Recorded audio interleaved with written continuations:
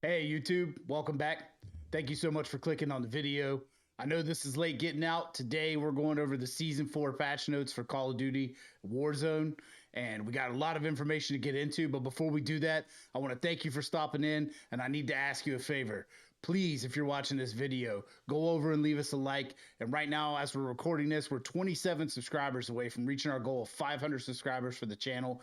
So if you could, please go over, subscribe to the channel if you enjoy this content, come back and hang out with us. We're live most nights around 9 p.m. Eastern on YouTube. And we'd love to have you stop by the live stream sometime, say hello in the chat. Let me know that you saw this message here, and thanks so much. Let's get into the video. Okay, so the update for Season 4 went live today, May 29th, 2025. Like I said, we're a little late getting this out, but we're going to take a look at these patch notes together, particularly just for Warzone. We're going to take a look at what gameplay changes they've made, if any, and the weapon updates and any meta changes that you may need to know about. Okay, so starting out here, a little lore info for Season 4. An unlikely alliance forms as Adler and Stitch join forces to expose the Pantheon moles, reignite rivalries across the revamped downtown in Verdansk, deploy to Iceland, setting the stage for Stitch's jailbreak, and several new multiplayer maps. Give opposing players grief in the competitive zombies mode. A new battle pass delivers 100 plus new pieces of content and much more. Again, Season 4 went live today on May 29th. So these patch notes came out yesterday on May 28th. This is the roadmap, which we've already looked at in a previous video. If you want to go check that out, it's posted. Again, we went over a lot of this information, looking over the roadmap. We've got the addition of Overlook coming to Verdansk with the cranes. I'm really excited to check out this POI. I have not been able to jump into the game yet. Hoping to do that here shortly. Of course, we got new high-value loot zone, Superstore, Quarry, and the Overlook. And the return of Clash limited time mode. Some information here on the World Series of Warzone, although we will see if that gets delayed due to some other issues, which we'll be talking about in this video. Okay, so let's talk about this playlist update. There are a lot of people very upset about this, and me being one of them. Okay, so for Season 4, at least to start. Okay, so we've got on regular Battle Royale, duos and quads only on Verdansk, Resurgence, solos, duos, trios, and quads on Rebirth Island. Of course, Plunder quads not going anywhere. Ranked play trios on Verdansk. Later in Season 4, we will be getting ranked play on Resurgence. Clash quads, the 52v52 large-scale team deathmatch limited time mode. And then this is the piece that has everybody twisted today online. Battle Royale casual, solos, and quads. So Battle Royale casual quads is still here, but however, they're putting solo casuals into the list and removing that from regular BR. And a lot of people feel very strongly about that. I like the casual mode. I've enjoyed playing it with my buddies. We've been grinding camos, just having a good time. I've made some videos about that as well already. I do not like the idea of removing solos from the regular BR mode. When I go play solos, I don't think there's anything wrong with that mode. I hope that they're just testing some things here, but I can't imagine why they removed this. In their statement, they said, since launching Battle Royale Casual, blend of players, and clearly identifiable bots, we've seen it become a considerably popular option with positive reception overall. Given its popularity combined with our ongoing effort to keep playlist options focused and manageable, we're going to experimentally replace core Battle Royale solos with Battle Royale Casual solos. While we understand the impact this will have for the players who prefer core Battle Royale solos, it is a compromise we're comfortable with given the larger engagement with other playlist options. We'll be closely monitoring player feedback and daily active user performance over the coming weeks to help guide next steps. So they say it right there that they're experimentally doing this, which means if this is terribly received, I believe they'll back up on this pretty quickly. But I don't think that they were seeing numbers in the solos playlist that they would have liked to have seen. I played solos 2 or 3 nights ago, and it was taking an unbelievable amount of time to find a lobby and fill the lobbies. It was as if no one was playing that mode. So maybe they're just going to experiment with, filling those lobbies up with some bots as they go. Well, it's still to be seen. I'm going to jump in and play it for a little bit and try to see how the flow is, see how it feels. And then we're going to be doing another video coming up talking about the casual mode, especially now with all this new information in the solos casual mode and what that means for the future of Call of Duty. Okay, so here we have rank play. I don't really play ranked play. I don't usually go over this information, but we are kicking off season 4 with ranked play on Verdansk in Big Map, and then later in season 4, possibly at season 4 Reloaded, we'll be getting ranked play on Resurgence alongside of that. And they just go over here the different restrictions in ranked play and an explanation of the rewards and placements. It's all available on the website if you want to go to the blog post and look those over. Okay, so overall, moving forward, we've made the decision to test new gameplay features in limited time modes before bringing them into our core Battle Royale experience. This approach will allow us to continue exploring fresh ideas and mechanics in a controlled environment, giving players a taste of what's possible, while ensuring that we preserve the core identity that we believe defines our Battle Royale. It's all about finding the right balance between the innovation and staying true to what makes the mode special. With that said, we have a handful of new features that we'll deploy at Season 4's launch and later into the season that we hope players enjoy. We'll be keeping a close eye on feedback as we go to determine which will make the cut to be added as part of our core Battle Royale offering. So I think this is a big positive change here. They're going to be testing new features, new equipment, new things that they want to add to the game in limited time modes before throwing them into the core Battle Royale experience and possibly, breaking, ruining, or diminishing that mode or for what people want as far as gameplay goes. Okay, so some gameplay changes we have coming. The Gulag. Players will now start with a single armor plate equipped in the Gulag. This change seeks to help players in scenarios where no armor would result in certain weapons killing faster than intended, faster even than in multiplayer, due to Warzone's higher damage per shot values. This change is intended to reduce extreme time to kill cases without overcorrecting.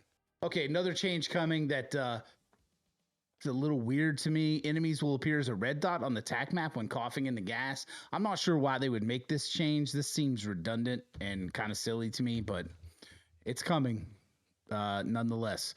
All right, so loot and economy adjustments on Verdansk. We've updated ground loot weapons, reduced the drop rate of LMGs and Battle Royale ground loot. That's a huge win. Slightly increased the drop rate of SMGs and Battle Royale ground loot. Okay, that's good. Updated underbarrel and stock attachments on legendary assault rifles to better match their intended playstyle, and adjusted the possible optics available on assault rifles found in ground loot. Okay, so some good changes to the loadout attachment options on ground loot or assault rifles. Hopefully they're good builds. Typically they're not. I don't understand why they have the data, why they choose attachments nobody uses for these weapons, but that's where we are.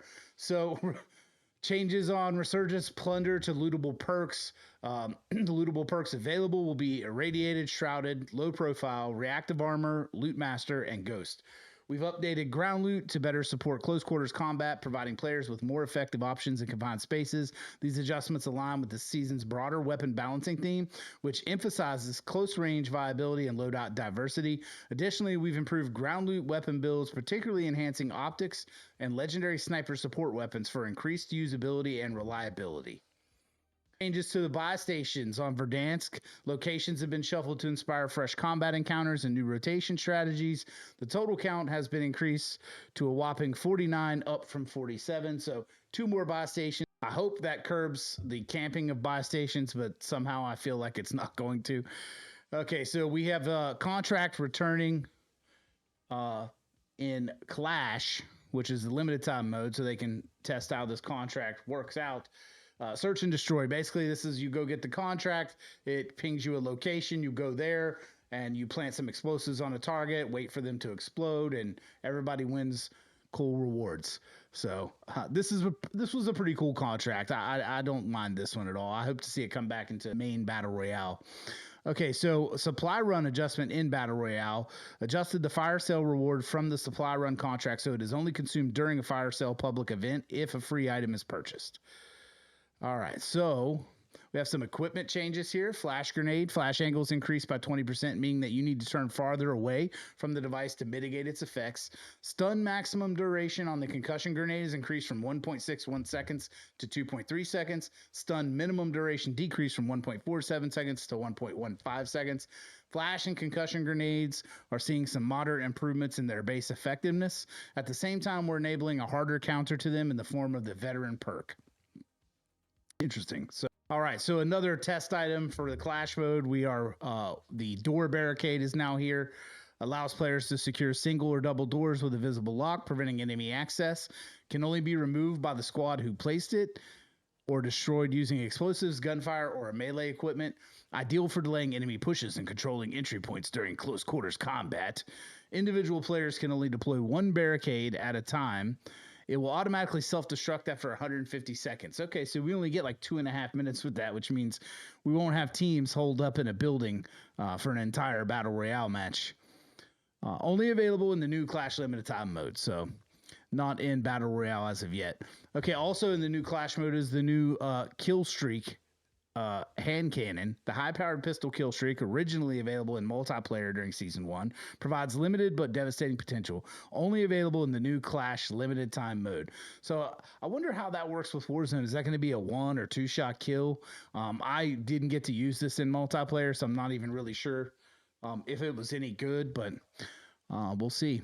Okay, so some perk adjustments here. Veteran significantly increased resistance to flash and stun, as previously stated. We're making Veteran a hard counter to the recently buffed flash and stun grenades. The effects are diminished enough to shrug them off almost immediately. Mountaineer fall damage reduction increased to 35%, up from 33%. That'll be barely noticeable. That still won't be a perk probably used. Sounds like Veteran will probably be a better option in that slot, along with Scavenger and Survivor, which is what most people are running, I think, nowadays.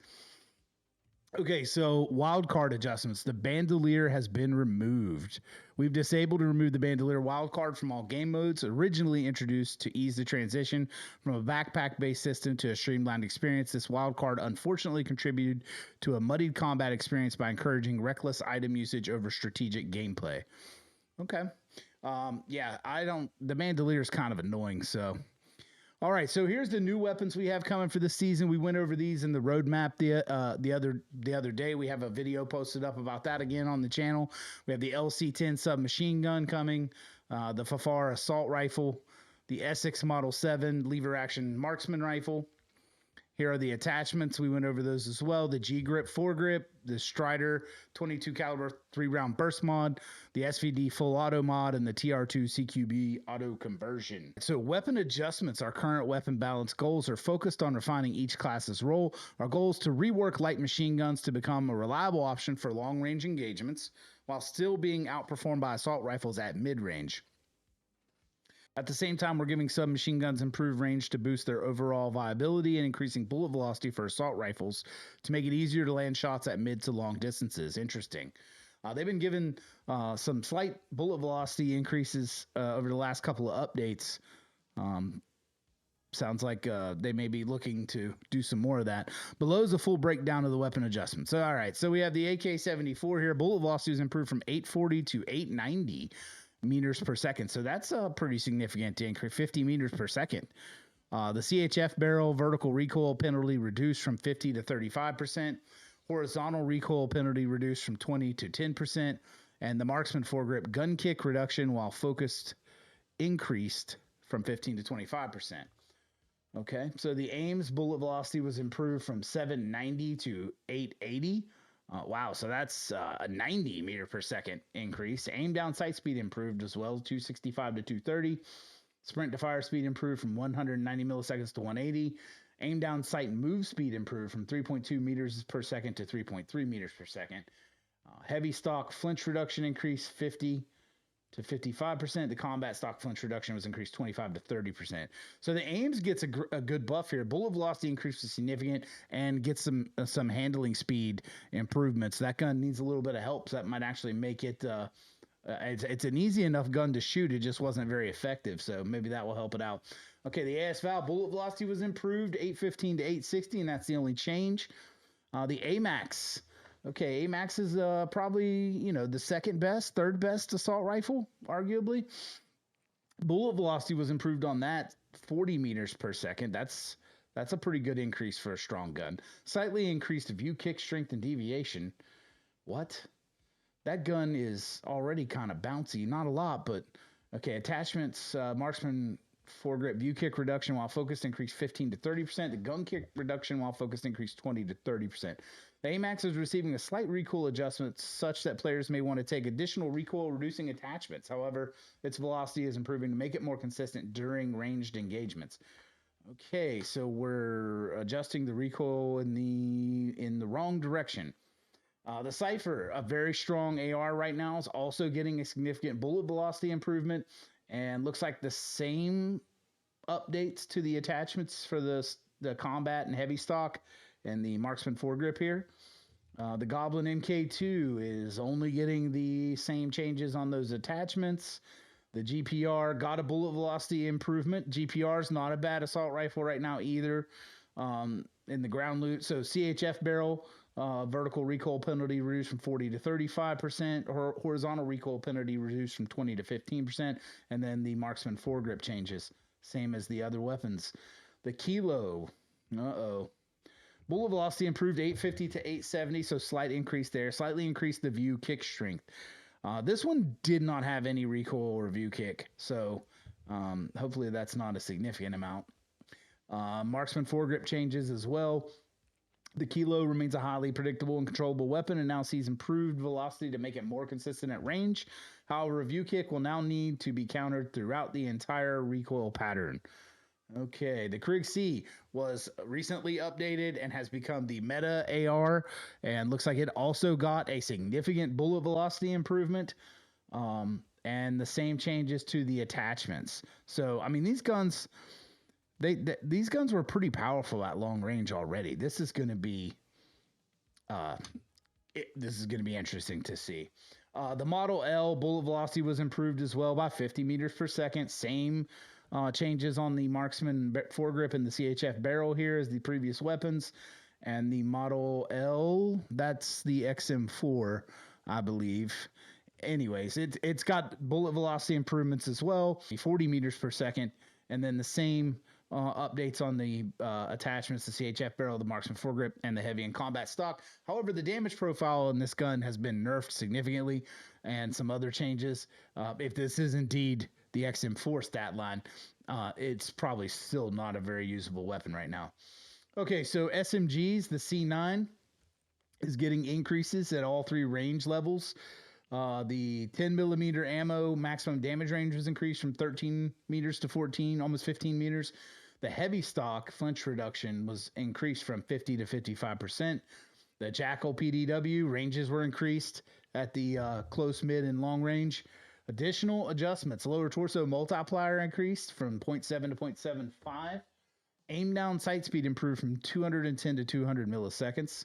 And same changes here to the marksman foregrip, view kick reduction and gun kick reduction.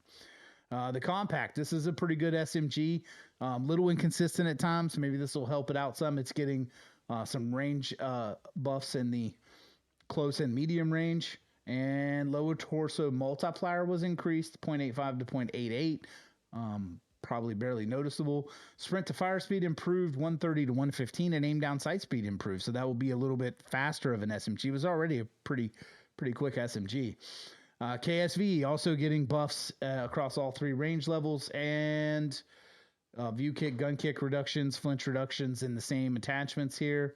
The Ladra, the big scary SMG right now, looks like it's getting long and medium range buffs. Interesting. Damage profile staying the same. This thing is going to become very, very annoying, I think. And we've got the same attachment changes here for the marksman foregrip and the heavy and combat stock. PP919 changes for the heavy and combat stock. The PPSH range buffs at all three ranges by a couple meters. And then sprint to fire speed improved 125 to 115. Aim down sight speed improved from 195 to 190 milliseconds. And the marksman foregrip changes that we've seen many times already. The SOG range buffs across the board, and of course, wouldn't you know it, we've got the same changes on the foregrip and the heavy and combat stock.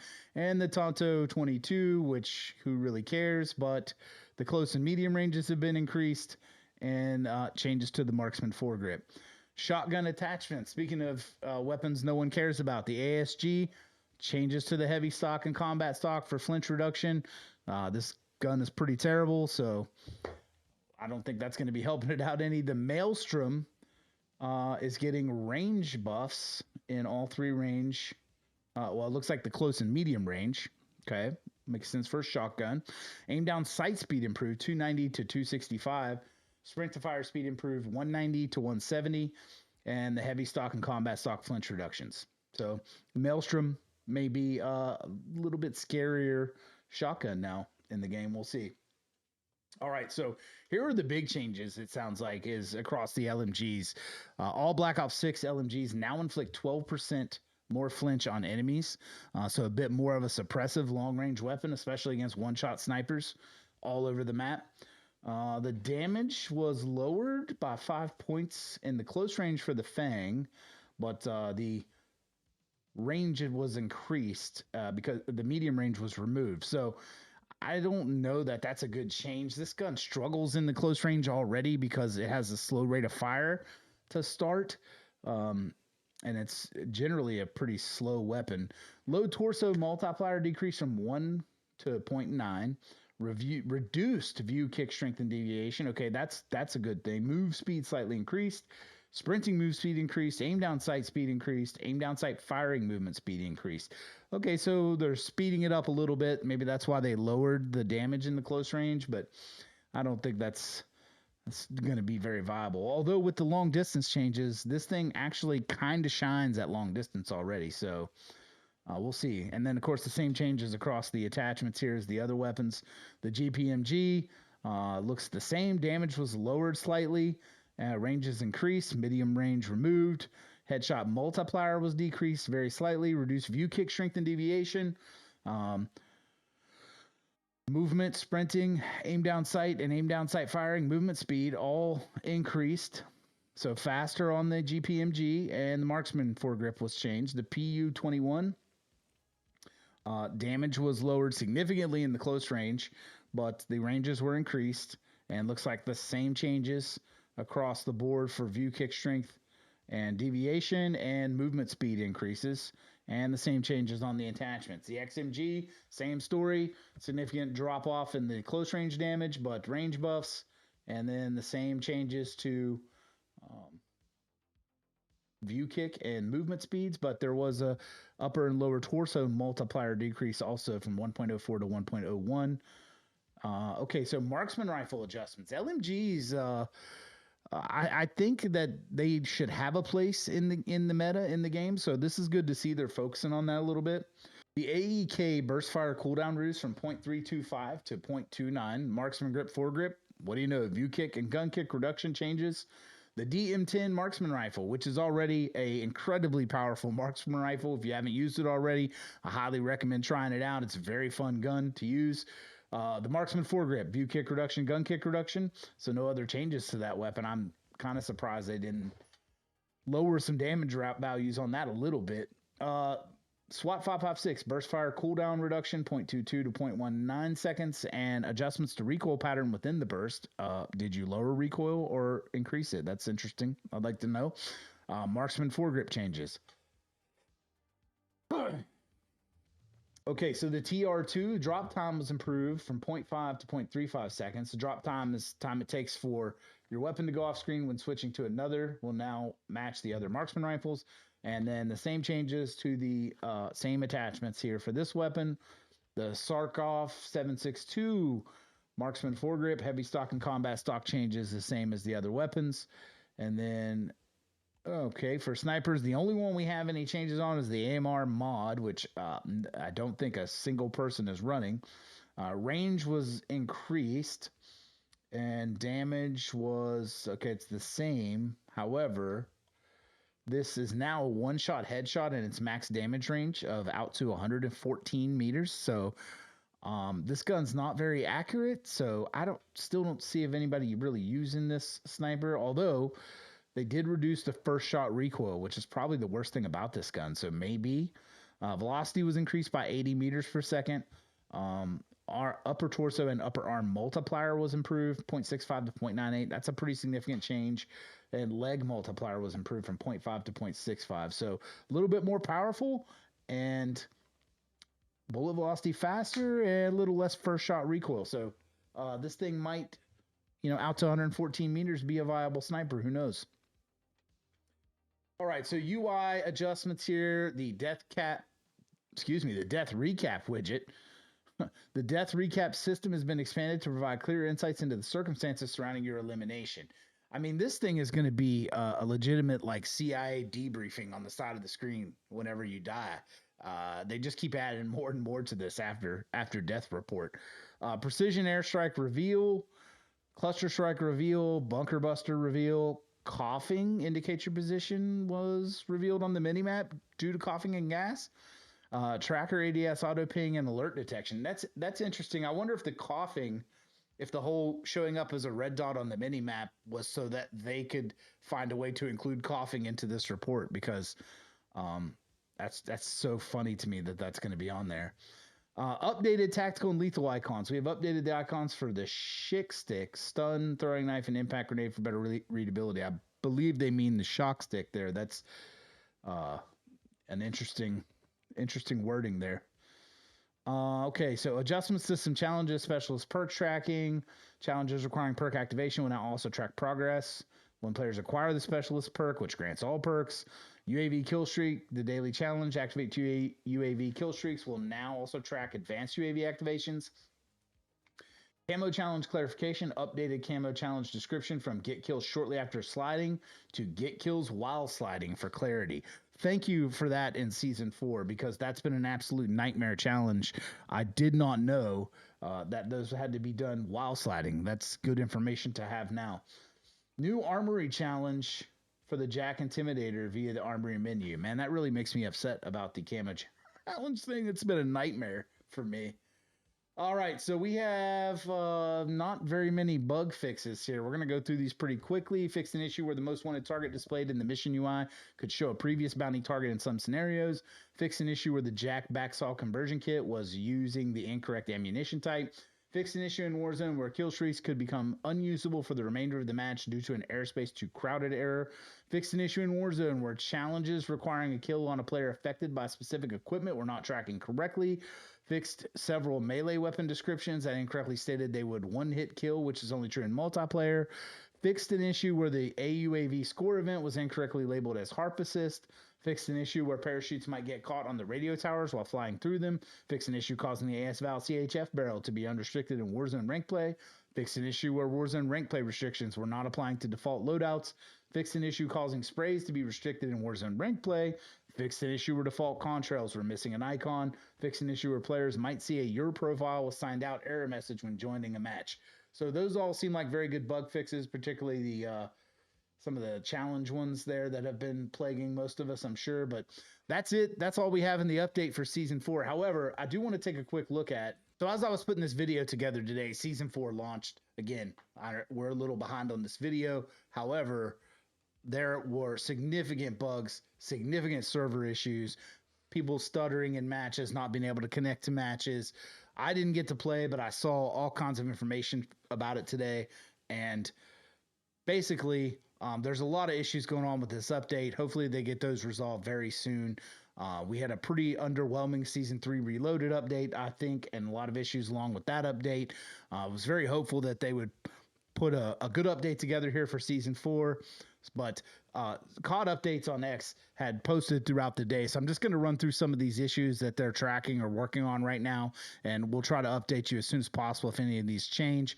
I'm going to be making a future video going over some of this, some of these bugs and some of these things with Season 4 and some of the issues going on with the different play modes soon. But earlier today, as Season 4 launched, the theater was temporarily disabled due to some issue loading replays. We are disabling the ability to edit custom loadouts in the pre-match lobby while we investigate a crash. We're currently investigating reports of intermittent performance issues in Warzone following today's updates. That's the servers were crapping out. We're investigating issues preventing players from connecting to Call of Duty services. People literally could not even get into the servers. And then, so 10 hours ago, so around 4 p.m. Eastern, Call of Duty services are now stabilizing, and we will continue to monitor as players jump into Season 4. I did see folks as late as like 6, 7, 8 in the evening still having issues, so I'm not sure where they're at with that right now. Multiplayer rank play was enabled for multiplayer. We are investigating issues that have anywhere but here or nowhere but there equipped to their gobble gun packs, are unable to use ascenders, zip lines, and other fast travel mechanics. We've disabled the Mother Clucker Blueprint, the ASG89 Blueprint Mother Clucker while we investigate an issue. And update regarding the launch of Season 4 Rank Play. Our team has been working diligently to resolve performance issues that players encountered following the initial Season 4 launch earlier today. On that note, we've decided to delay Rank Play Battle Royale while we work on bringing the experience back to its intended fidelity. We will provide updates on timing as soon as we can. We apologize for inconvenience and thank you for your patience. So no Rank Play on Verdansk as of right now. And that was the last update posted around 7 p.m., 8 p.m. this evening. So we'll keep our eye on that. Anything changes, we'll try to get some information out to you as soon as possible. But that's all the info we have right now. I want to say thank you very much for checking out the video. Thank you for coming by and going over this information with me. Again, please leave us a like if you enjoyed the video. Please consider subscribing to the channel. We're pushing very hard for 500 subscribers right now. We're 27 to go as of recording this video. And as always, I appreciate you guys so much. Thank you. And I hope you guys have a great rest of your week. We'll see you next time.